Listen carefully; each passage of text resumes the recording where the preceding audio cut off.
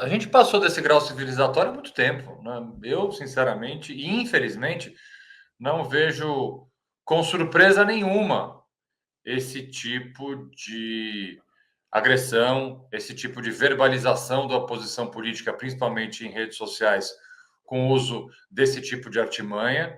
Infelizmente, isso veio para ficar, né? Eu estou muito desgostoso com a política brasileira. Veja a política americana, né, a que passos anda. Não, obviamente, que tudo que acontece, como diz um dos filhos do Bolsonaro, tudo que acontece nos Estados Unidos acontece no Brasil. Não, isso não é verdade. Mas é uma realidade da política mundial, esse rebaixamento do nível de discussão. Porque discussão política, isso eu já falei por diversas vezes, ela não precisa ser feita com flores, né? Ela não precisa ser Claro. feita de forma 100% tranquila. É natural se envolver emocionalmente, é natural levantar a voz, é natural na defesa do seu ideal, na defesa de uma posição, às vezes você se exaltar. Não que isso Claro. seja recomendável, mas é natural. A política, muitas vezes, é assim, completamente diferente da polarização política que o mundo, e aí para também a gente não ficar achando que é só no Brasil, que o mundo está passando nos últimos anos. Então, essa discussão e esse tipo de postura do Congresso Nacional, e aqui, gente, a gente tem que também falar do nosso campo. Isso não é exclusividade da direita. O rebaixamento da discussão política também acontece naqueles que apoiam o governo do presidente Lula.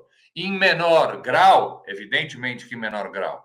Mas a gente não pode também, de certa forma, é que muitas vezes aí fico pensando como aquele político que está na cadeira. Fica difícil o diálogo diante de absurdos tão grandes que são ditos pela extrema-direita. Mas a gente não pode se nivelar.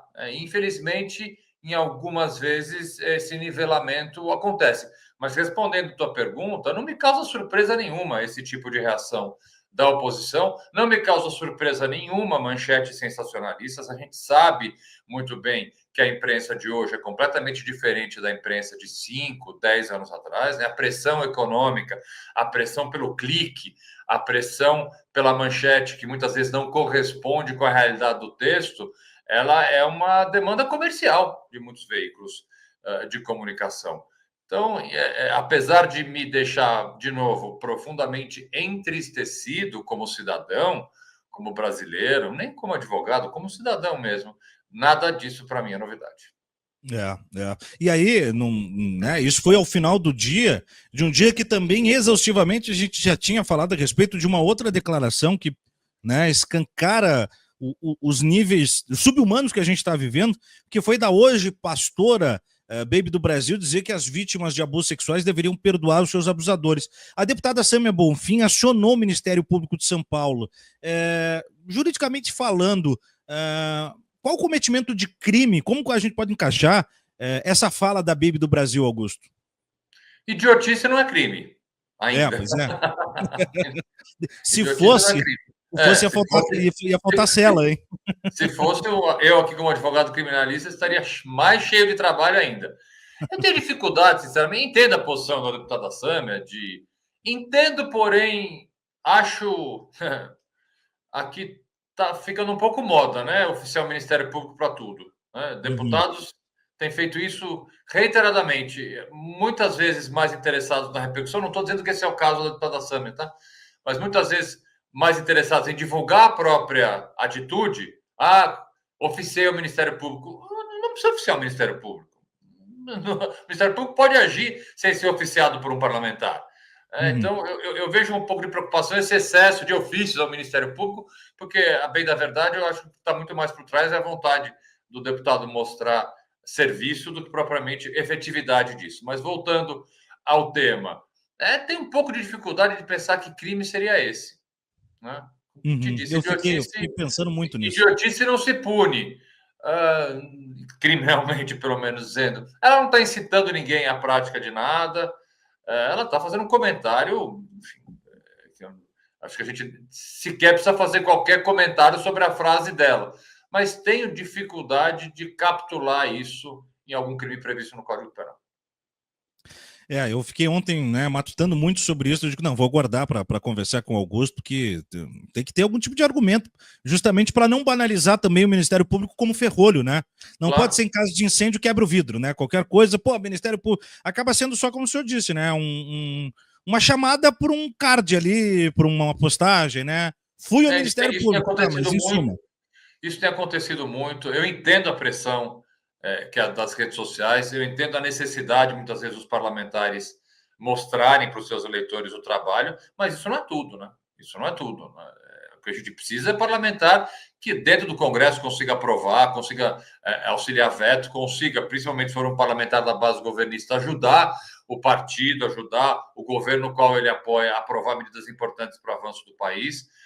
O Congresso Nacional não é um grande Big Brother, né? Virou, Uhum. quase Virou, isso. virou. Mas deputados, inclusive, do campo progressista.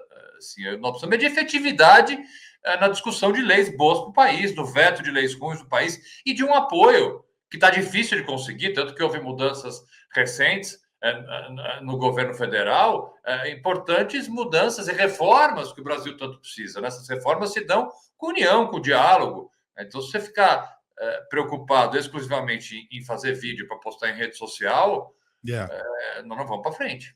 Eu concordo. Agora, com 5 minutos faltando para as 11, mandem recados aí para o nosso entrevistado, o advogado Augusto Arruda Botelho, conosco aqui, nos prestigiando hoje, atua também como secretário nacional de Justiça. Aí, Augusto, falando em crime, agora sim nós vamos entrar, botar o pé no atoleiro do crime, não tem como não, né? Os indiciados pela PGR, né, pelo cometimento de crime contra o Estado Democrático de Direito.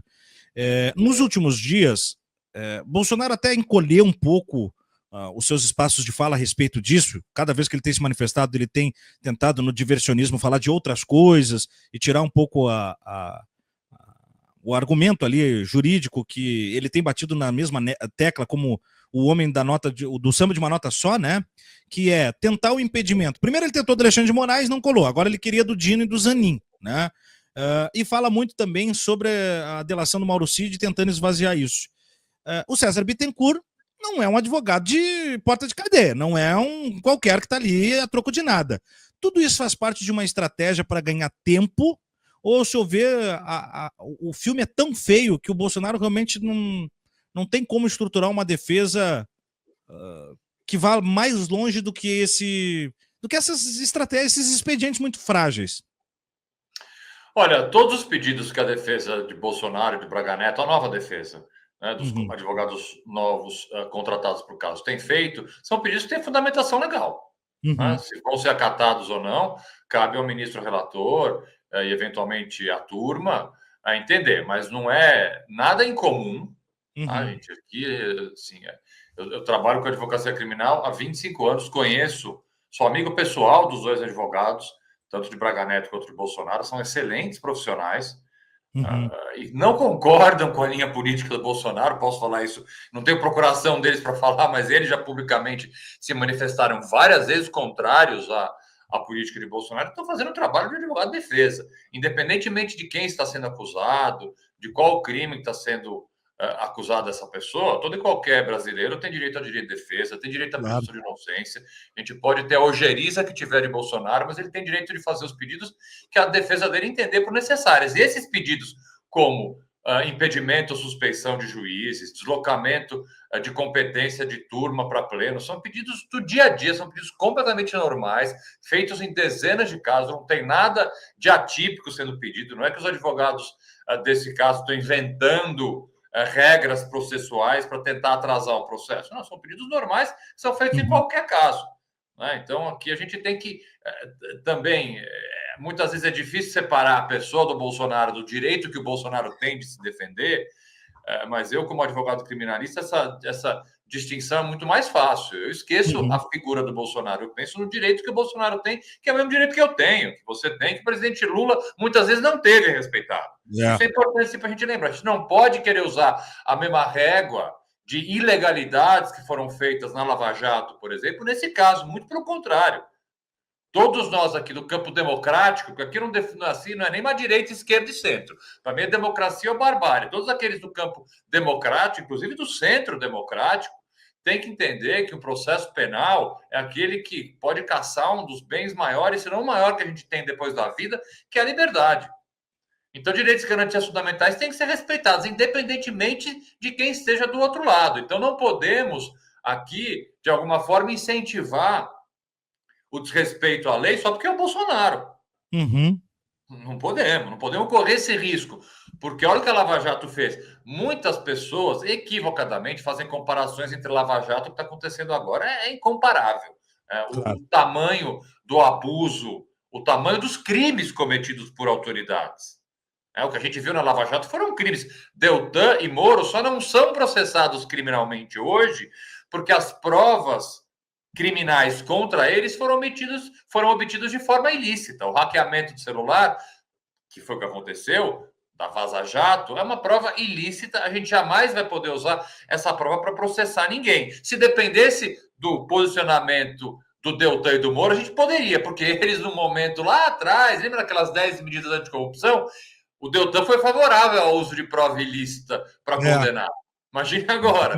Se a ideia do Deltan lá de trás tivesse vencido, hoje o Deltan estaria provavelmente preso pelos crimes que ele, Sérgio Moro, cometeram enquanto procurador, enquanto juiz na condução da Lava Jato. Mas como a gente respeita a lei, e aqui é a diferença, a gente tem que respeitar. Nós, do campo democrático, aqui temos que respeitar o que diz a lei e a Constituição, independentemente se a gente gosta ou não da pessoa. Eu tenho todas as possíveis e imagináveis diferenças com o Deltan e com o Moro, mas quero que o direito dele seja respeitado.